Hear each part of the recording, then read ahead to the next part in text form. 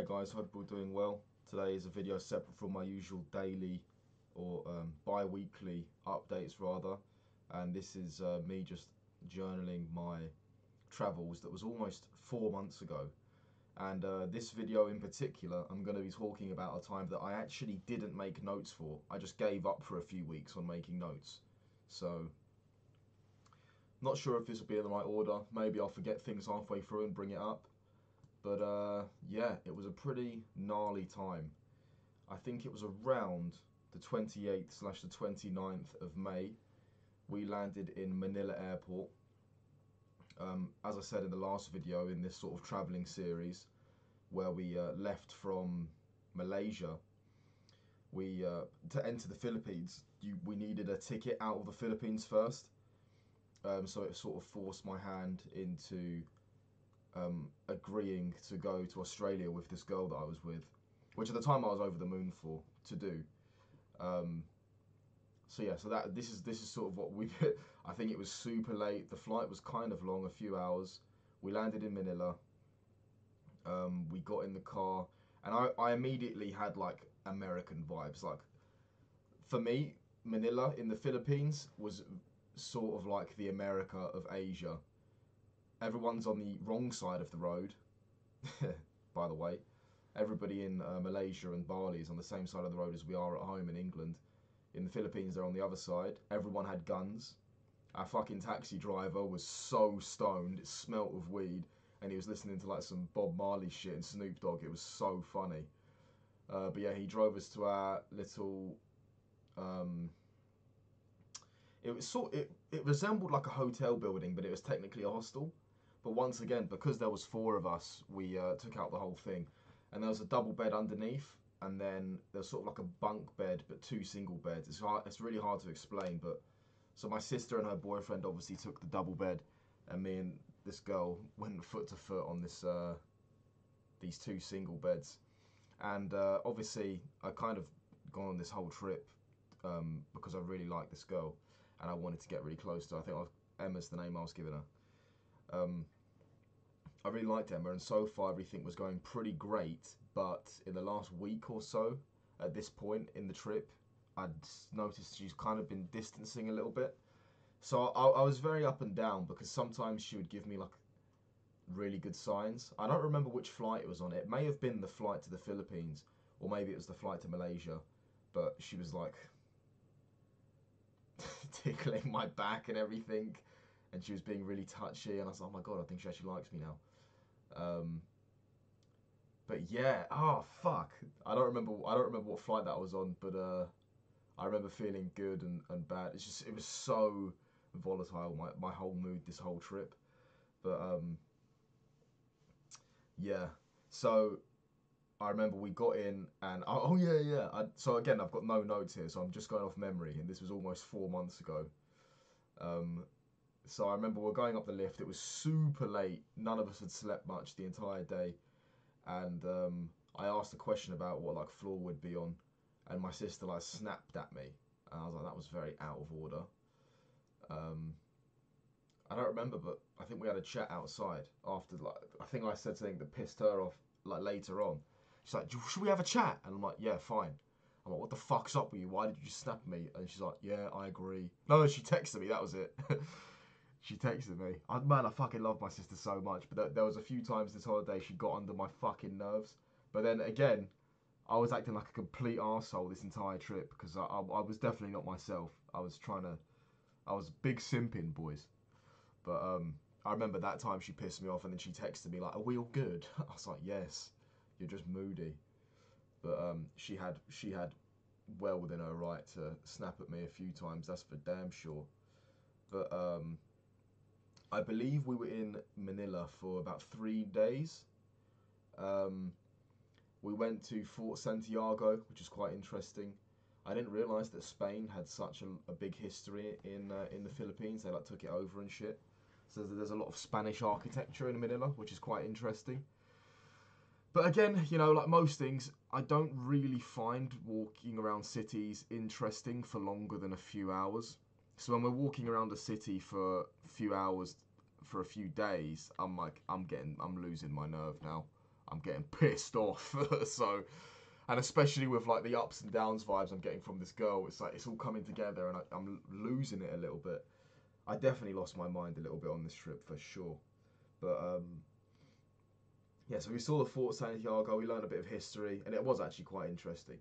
That was interesting. But then the more walking around was annoying, and like I'm just gonna say it, guys, and I don't mean any offense, but Manila is a dump. It's such a dump. Um, a lot of the places we walked around, there's like a Chinatown and everything, and it's just it's filthy. Um, we saw a lot of shit, you know. Yeah, it's just not a great place. I mean, it's cool, but it's very dirty, and you know, I feel like if you walked around there for long enough, you'd probably get mugged. Um, like there's people with guns and police with guns everywhere you look, and there's no smoke without fire. Um, so they must have guns for a reason.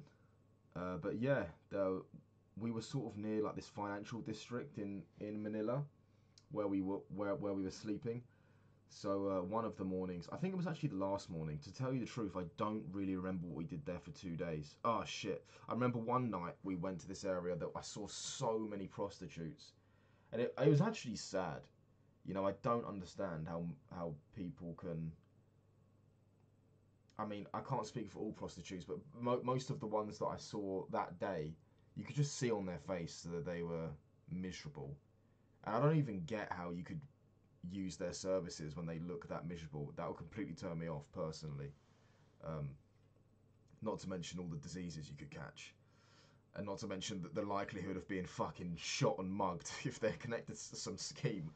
And then, oh, it was so creepy. Like, these little girls, like, they were literally, some of them were probably a legal age in regards to our age of consent in England. I'm not sure what it is in the fucking Philippines, but and some of them were dudes as well, dressed as women. Oh my goodness, it was fucked. Um, yeah, it was so. And the people I was with, they weren't really impacted by it, and I was like, guys, I feel really uncomfortable. And there was like older dudes, like older Filipino dudes, following the girls around, but they weren't like using their services. They were like, if they saw somebody had paid the girl, they would go up to them and try and say, hey, I can sell you Viagra if you want. It was just so disgusting. Um, and I even had one dude come up to me alone. There was no prostitutes around. He came up to me alone. This was about fucking maybe 12 o'clock in the afternoon. He came up to me and offered me, first of all, he offered me a mobile phone. He tried to sell me a phone. And then when I said no, he said, okay, how about Viagra? I was like, bro, at the time I was 21 and I'm a healthy, I was like, I don't need Viagra, bro. What the fuck is wrong with you? Um, yeah, it's a really strange place, and in my opinion, an absolute dump. There was a lot of like armored police vehicles, a lot. You would see a lot of them, and there's also, I think they were called jeepneys. Let me look it up. Yeah, jeepney. Yeah, they were actually quite cool. I'm not sure what their system is, but they're kind of like the buses there. I'm not sure if they're privately owned. I'm not, because they all had their own customization. They're like chrome military trucks, but a lot of them had like their own paint jobs, and I'm not sure if they had to stick to their own routes. I really wanted to take one. I was really interested in taking one because I was like, come on, you know, we're supposed to be traveling. Let's travel, you know. Um,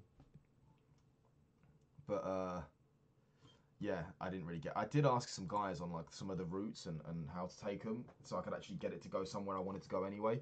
But taxis were just always the easiest option. Plus, they were really cheap over there. I did remember we ate at this one restaurant called, I don't know what it was called, but the cuisine was advertised as Filipino/Australian. And I was like, what the fuck even is that? But we ate there, and honestly, it was probably one of the top 10 meals I've ever had in my life. It was fantastic. It was so damn good. Um, I remember also my sister like left her fucking sunglasses in the cab, and she was all panicking. But then luckily the driver was honest and he came back and gave it to us, so that was cool. That was a really good restaurant. Also, I'd like just to take a moment to mention, at the time I didn't know, but on the 28th of May, my dear sweet dog my Labrador, golden Labrador, unfortunately passed away, and I didn't know it then, but he died when I was in the Philippines in Manila, and that fucking sucked. Um, that really sucked. When I got home, that fucking really killed me. But yeah, he was almost 15, literally not even 2 weeks away from his 15th birthday. And for a Labrador to get to that age, we're already so lucky. But I just regret so much that I wasn't there to bury him. You know, it's yeah, that will burden me for the rest of my life, I think. And just to think that I was the reason why I was absent is because I was chasing some girl is yeah, I will be pretty pissed off at myself for that forever, and I will never make that mistake again. Um, I know he's just a dog. He doesn't understand. It's not like when he was dying, he thought, where's my best mate? Where's my brother? I know he didn't really think that, or fucking hell, I hope he didn't. The chances are he didn't, because let's be honest, dogs are not really that intelligent. But just for me, it would have really helped for me if I was there, because by the time I got back, he was almost in the ground for almost a month.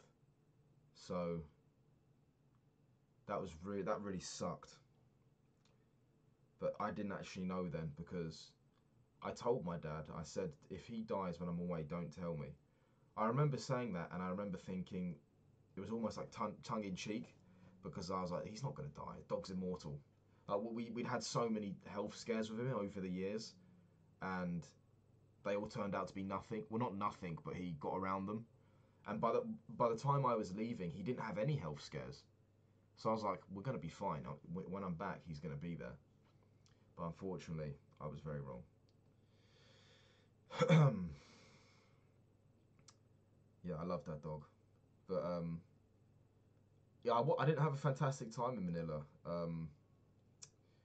So yeah, that night I saw the prostitutes. We went to like this American uh, styled diner, and fucking hell, talk of sensory overload. Holy balls! Like it was filled. There wasn't. You couldn't even tell what colour the wall was because it was absolutely ram-packed with decor from American like 1980s era, maybe even earlier. There was so many ornaments and so much clutter in there. It was pretty overwhelming. Not to mention the music. There was constant music. There was people's birthdays, birthday songs, whistles, loud music. I wanted to shoot myself in the mouth. There was so much, and everyone for once actually agreed with me that, oh my god, what's going on? I can't hear myself think. All the staff were dressed up as like pop culture American movie characters. I was having a piss, and I looked to my right whilst I'm using the urinal, and I'm having a piss next to Chucky. And I was like, what the fuck? And I sort of looked at him, and it's this Filipino guy like, hi, hello, mate. I was like, this is weird, man. There was loads of Asian ladies dressed as Marilyn Monroe. And there was this one Asian lady as a customer, she might have actually been a prostitute, sitting close to us. And she had these contact lenses in. And a lot of women there wore contact lenses that had like a cosmetic effect. So they weren't just for sight, they were also, they made like the whites of their eyes super white. And it was like, whoa, it just felt really weird. I wanted to get out. I wanted to get the fuck out of Manila. On the day we were leaving, I woke up early and I found a jiu-jitsu place. I really wanted to take a jeepney, but I wasn't confident that I was going to get on the right one. So I just walked about 25-ish minutes, and I got to, I think it was like a Carpe Diem jiu-jitsu gym. I'm actually familiar, I've heard of that chain before. I was like, oh no way, there's one in Manila, I'll 100% go. So I went, and oh my god, guys, it's just so nice to be in the company. I mean, I think this is cliche, and I think it's been said a million times before, but it is true. In jiu-jitsu, when you can go to any random gym anywhere in the world, and you still feel like you know the people there. Obviously, you don't, and it might be a little bit weird because you're new there.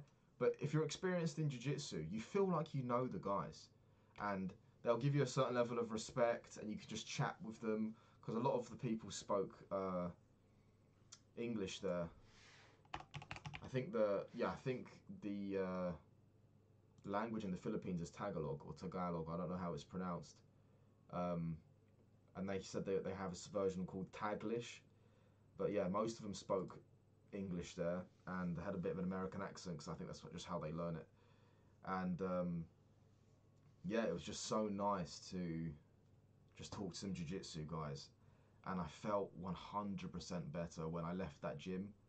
I just felt so much better because just a lot of it was really getting to me, the situation with this girl, and being around my sister. That sounds bad, but I think she'd agree that if we're around each other for too long, we get on each other's nerves.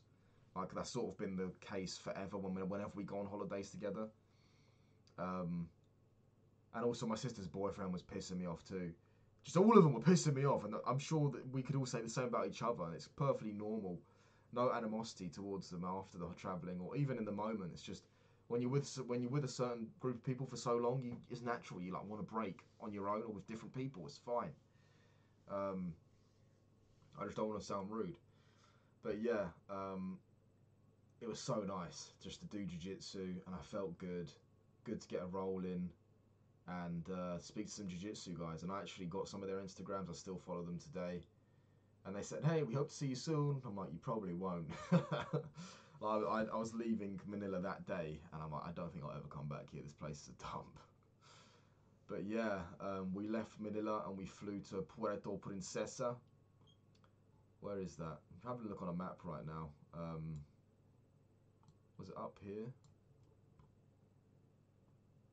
Shit, I don't know. I've lost it. Palawan. Let me look that up.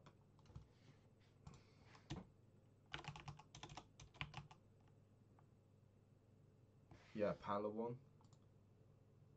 Oh my god, yeah, I was ages away from it. So yeah, we flew to Palawan, Puerto Princesa, and yeah, that was quite an experience. So I think I titled it "Simping in Kuala Lumpur" video. We're in Kuala Lumpur, which was amazing, by the way.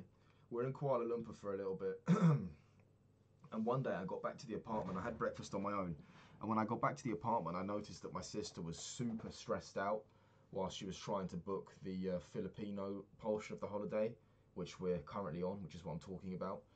And the reason why she was stressed out is because it was their wet season. Now, in our part of the world, we have like summer, winter, autumn, and spring, but these people just have wet and dry seasons. And in their wet seasons, they can get like monsoons and all that shit, which I never even heard of before. But they're like natural disasters, like tornadoes and shit, in the same level category as that. That'll fuck you up. And she was stressing out. She didn't want to book it because of the risk of that. And also, all of like the boat companies were aware that it was the wet season, and most of them don't do any boat tours during that time. So I just said to my sister, like, look, if the risk is too much and it's going to stress you out, then don't book it. We'll go somewhere else. Because obviously, me and my sister's boyfriend didn't really give a fuck. But to the girls, it was everything. Like, we want to travel the world. Like, we were both just trying to get laid. We don't give a fuck. But they're like, oh no, we want to see. I didn't really give a shit about going to the Philippines, but it meant so much to them. And they argued, they said we should have done it first and landed there first, whilst it was the dry season, because by this point we'd already been away for like 6-ish weeks in Indonesia and Malaysia. And they're saying, yeah, well, so we didn't have any problems in Manila. There was a little bit of rain, but it was hardly an issue.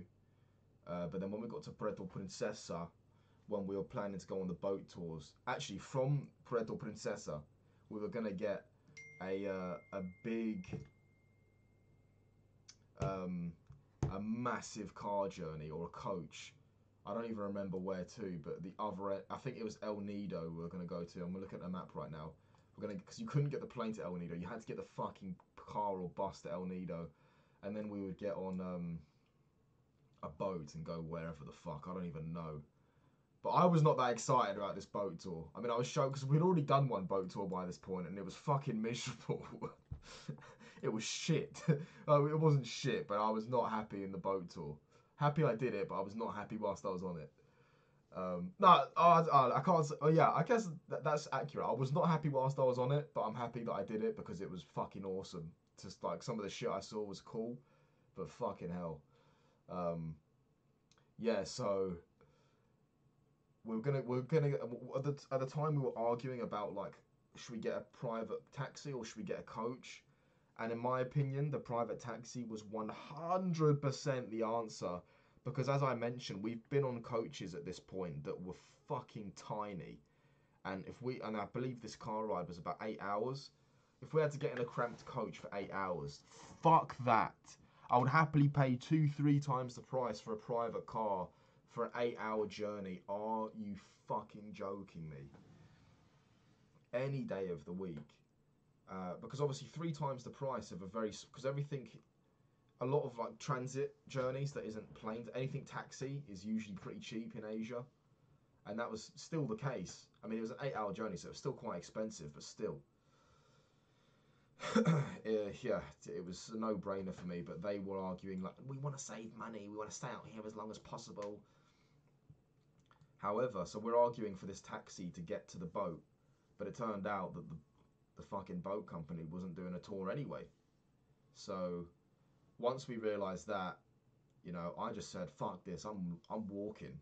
And I was walking around Puerto Princesa, and there was lots of these bikes that were like attached. It was a motorbike inside, but it was attached to like a car chassis. So it was like a 3-man bike, so you could sit on the side. It was very strange, but there's lots of those in this area. And yeah, so I was walking around and I was seeing lots of. It was quite a poor area, well, actually a very poor area, and yeah, it definitely reflected that in the surrounding. And I I was gonna try and just walk to the beach, so I was just trying to find a beach on just from my own eyes. I was like trying to look at the horizon, like which way's the beach, and sometimes using a little bit of the maps. But I just wanted to have a pure experience, just walking around. And I noticed that like everyone was staring at me. I was like, that's weird. I'm not even that far from the airport. There can't be that like the white people can't be that rare here. But then as I was walking around for more like a good few hours, I walked around in total, and I'm like, there's no fucking white people.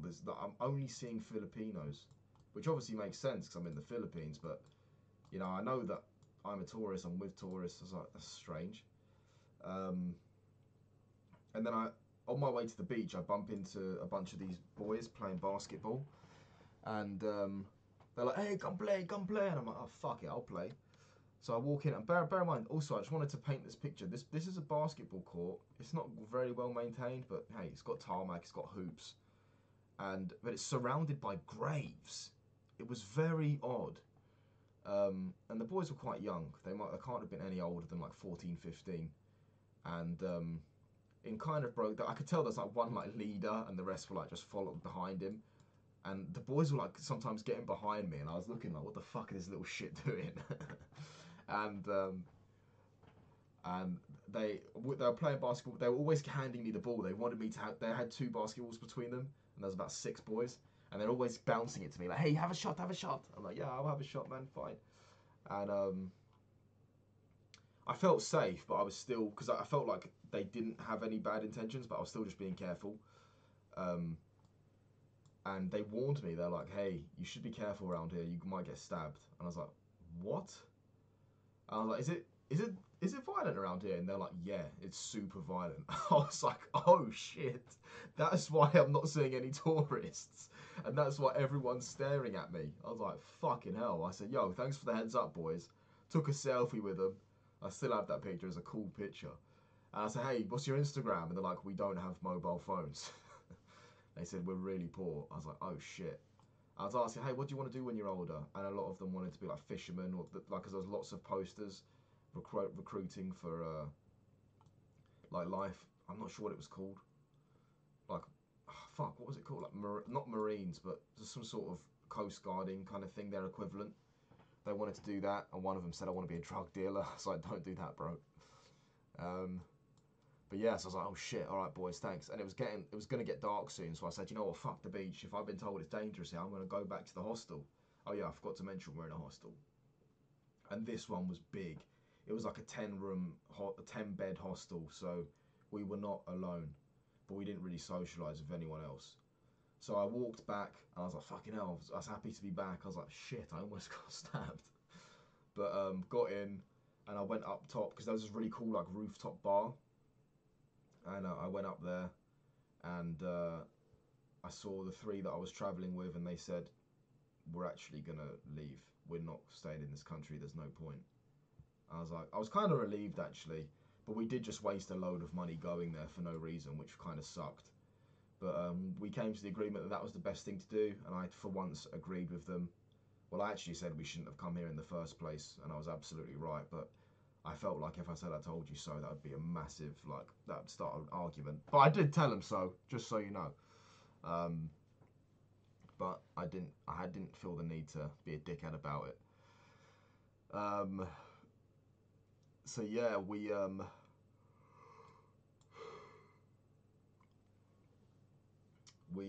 went back. I mean, I can't remember how many nights. I think it was just the one night we slept, or maybe it was two.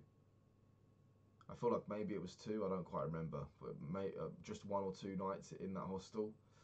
Um, I remember the next day I woke up and I walked around for a bit, and I invited Emma out with me. I was like, "Do you want to go out? Just go out in the town with me?" And she's like, "Oh, I better stay in and keep planning with your sister." And I was like, "All right." So I went and did my own thing, hit the gym, had an all right time. Wasn't Yeah, I mean, I was a little bit down because I was like, fuck, I just invited her out. She said no. I was like, fuck's sake. Like, I just really wanted to be with her because I fucking really liked her guy so much, which I've mentioned many times, and I'll spare you now, but fuck. It was killing me, man, honestly. It's like torture. The closest I've ever been to, or probably the second closest I've ever been to absolute emotional torture. But, or maybe even the closest, I'm not even sure. But, it was agony. Went to the gym, came back, washed up, and then I think we left in the evening. Got in the taxi, packed up, and left. Um, we were chatting away in the airport. Things were all right, and we decided we're going to go back to Indonesia. We're going to go back to Bali, and me and this girl made plans because my sister and her boyfriend, they just said, "Yeah, we're going back," and they didn't really consult with us. So I'm like, "Do they want to split up with us?" And you can imagine, like, what news that is to me. If my sister and her boyfriend want to split up and leave us two, well, they didn't even indicate that we had to stay together. But Emma made the initiative to say, "Hey, me and you, let's make a plan for the next few weeks together, me and you." I was like, "Oh my god, this is happening!" That was fantastic. Um, so we sat down together and we planned some time in Indonesia together, just the two of us. And then on top of that, we had Australia after that. So I was like, I was back in the mode. I was like, yes. So she's been like kind of distant with me for the last few weeks, but now she's planning the next fucking month with me and her together. And she's like taking initiative. She's making the plans. And I'm like, what the hell? What is going on? Can you imagine what is happening to the caveman part of my brain right now? Could you imagine that for a second? Can you just take a moment and try and sympathize with that, or empathize, please? Imagine you really like someone. You've had sex multiple times, but she's been a little bit distant recently, and now she's fucking organising the next month with you, to spend the next month with you. Could you understand, like, what my brain's like, what the fuck? This is great news, but what is going on? So yeah, I was pretty hyped. So I'll talk about that in the next video. But yeah, so basically in this video, I think that's actually where my notes start again. But yeah, we went to the fucking Philippines. We spent some time in Manila. Then we flew to Puerto Princesa with... we were supposed to spend weeks in the Philippines. But we didn't even spend a week. But we had goals to go on a fucking boat tour, but everything was called off because of the wet season, which I said we should never go to the Philippines anyway if there's a wet season. It turned out I was completely right. And we lost about a few £100, or maybe about £500 going here for no reason. But hey, it's all fun now.